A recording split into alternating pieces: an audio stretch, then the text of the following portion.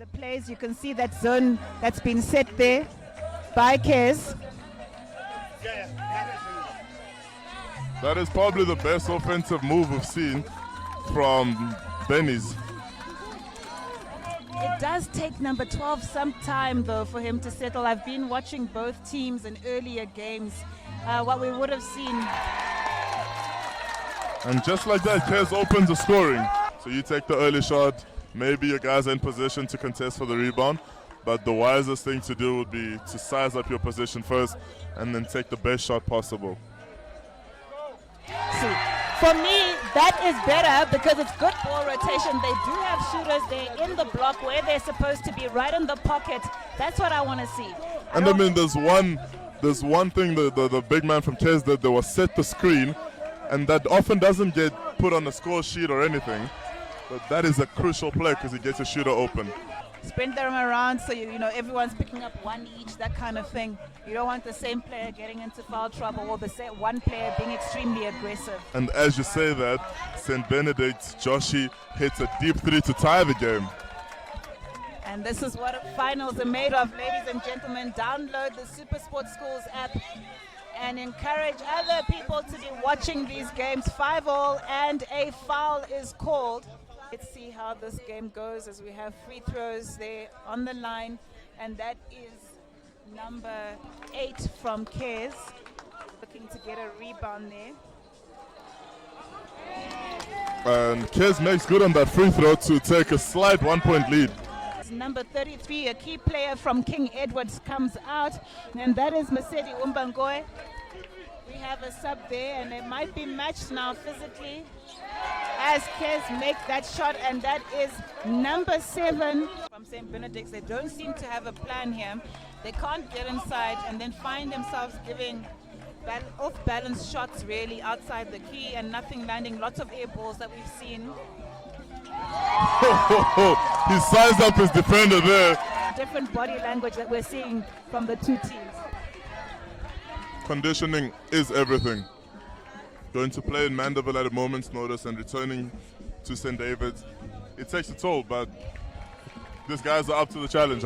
When we look at these big tournaments, that's what it's about. It's actually who's got the endurance and can stay physically fit as well, no injuries and the games. And just to remind the viewers, they've played 4 group games, a quarterfinal, a semi-final to be able to get here. So that's absolutely, and what we're seeing is a lot of patience from St. Benedict. They're seeing how to get themselves out of this game.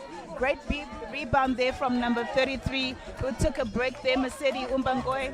Back on the court for Kes. They need him on those defensive and offensive balls. Now that was a very good shot taken. To this defense. That is a wild shot taken. From all the way, I don't know where that came from. Yeah, they've lost the plot here, but also what's happening is, I don't know if you've noticed that he can give takes as well, so it is very difficult to play against him as that late-side Gauteng who didn't make it to this tournament. You better have a plan for number 33 if you're coming down to St. John's in February. I mean, I said it earlier, there should have been a high post on that 3-2 play just to counter what Kes is doing, because Raw number 33, if I can just find his name real quickly, Umbangoe, because that's who they're afraid of. This player who is either on the blind side or the ball side for that matter. And then you can get an easy there. That is good defense by Onigwe. Great block, and he needs to take it easy. Yes. Wow, great composure there, great composure. Now it is a 3-point game, very exciting. I'm alive, are you now? I'm very alive. I mean, despite the weather being gloomy, it is actually happening here. Very entertaining. Oh, but that is well shot. Woo!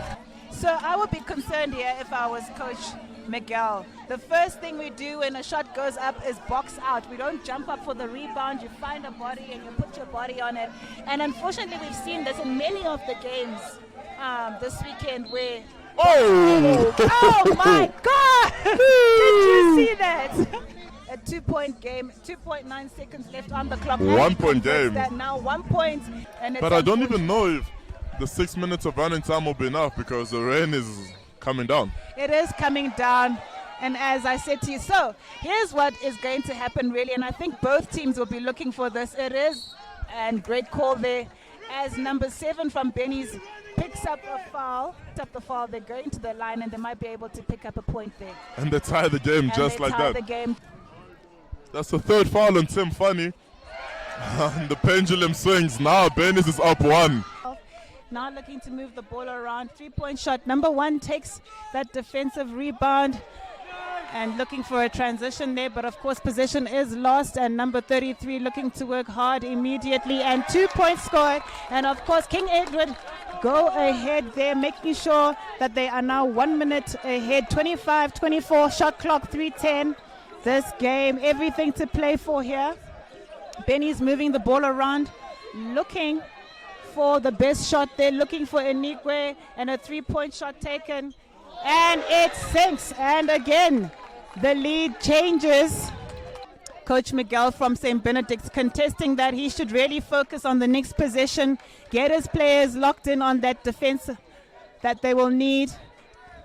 They are truly pressing. That number 33, what does it do when you double team 1? It means somebody is open. Everyone calling him to relax. Oh wow, lots of contact here. Lots of contact. And the ball is stolen. The question is, what will this player do? And a foul is called. Stop time. And he makes that free throw. King Edward up by 1 with 2 seconds left on the clock. And he makes the second one. Surely that ball does not go anywhere, and they'll be looking for that 3-pointer. And King Edward the 7th win the Inanda Hoops Challenge 2025. I'm sure you can hear the screaming behind me. 29-27, a great way to end this game.